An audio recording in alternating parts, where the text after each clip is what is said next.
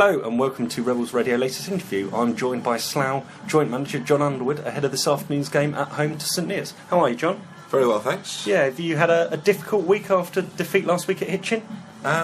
We've had a hard working week. I know you did an interview with Bakes Saturday night where he was pretty frank with his views on our performance, so I won't go back over that one, but safe to say we weren't happy at all last week.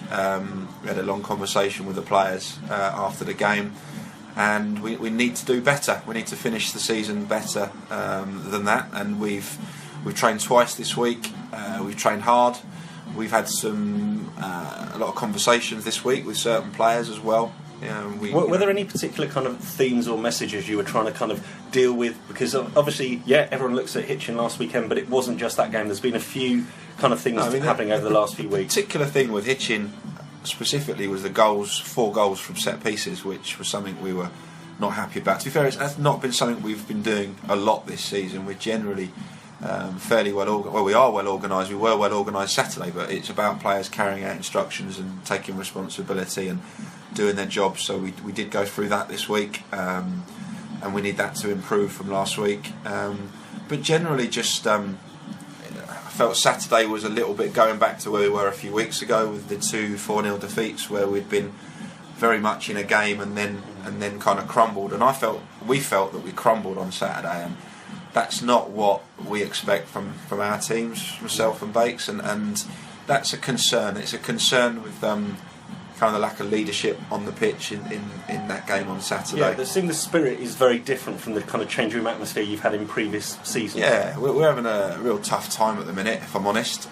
Things aren't going well. I think there's a general feeling that we want to get to the end of the season and have a break. It's been a tough season mentally. I think for some of the players it's been tough. We've got some young players who've been asked to step up and over 40 odd games in the Southern Prem. That's quite tough. Some of them have not played the level before, and I think we look a little bit tired mentally at the minute, but we've got 3 weeks to play, and we can't keep giving performances like we did last Saturday. We have to find that kind of strength of character to come. We've got 2 massively tough games this weekend, and if we don't show character, we'll get turned over in both of them. What are you trying to develop on over these upcoming games towards the end of the season to try and clarify which players you want to take forward from this squad to next season, which perhaps haven't quite made the level that you need them to be? It's no secret that we are. It's pretty obvious we need to make some changes in the summer. So for some players, they are playing for their place, and I think everyone's aware of that, and maybe that's affecting a few of them. Maybe a few of them are feeling the pressure and not performing. I don't know. It's hard to find that balance between giving a little bit of a threat to a player that you need to up your game, you need to show you can do it, and totally going the other way and relaxing, and it's a tough balance to strike, and maybe 1 or 2 aren't just quite up to it, if we're brutally honest, and maybe it's a level too far for 1 or 2, but not many. It's not. We're not intending to make wholesale changes. We think maybe, when you look at Adam Fowler, Warren Harris, we keep saying this. We expect them back with us next season, fully fit, and they will be back with us next season, fully fit, and they will be like 2 great signings, and if we add another 3 or 4 to that, we're not going to be far away. So, looking ahead immediately to this Easter weekend and this afternoon, following on from 2 tough training sessions this week, getting in and amongst the players, trying to encourage them, but also giving them a bit of a G up. What are you hoping for? We're hoping for 2 good performances. We're playing 2 teams that are aiming to get promoted via the playoffs.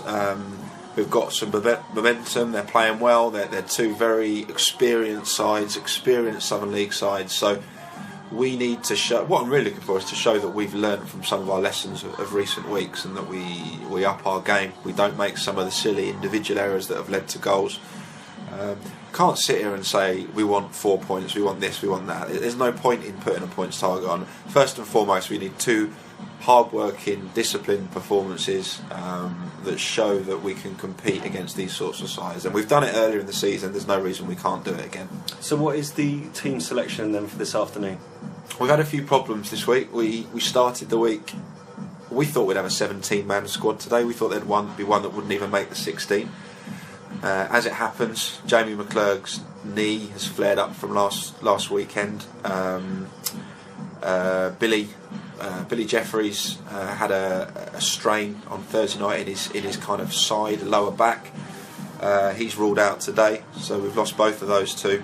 And Gurkhan, who's a bit of a squad player at the moment, we're hoping to get more involved. Gurkhan Gottman, he's got a virus, so he's unavailable today. And Eddie's struggling with his hamstring. He came off late in the Hitchin game.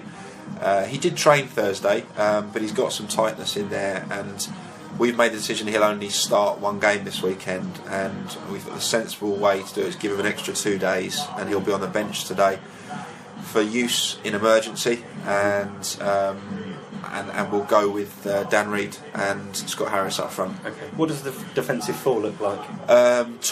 Tom Moran's coming in at right back alongside the other three that have been playing, so Reece, Guy and Ryan Parsons. That was a decision we always planned to do that today. It's a fairly big side.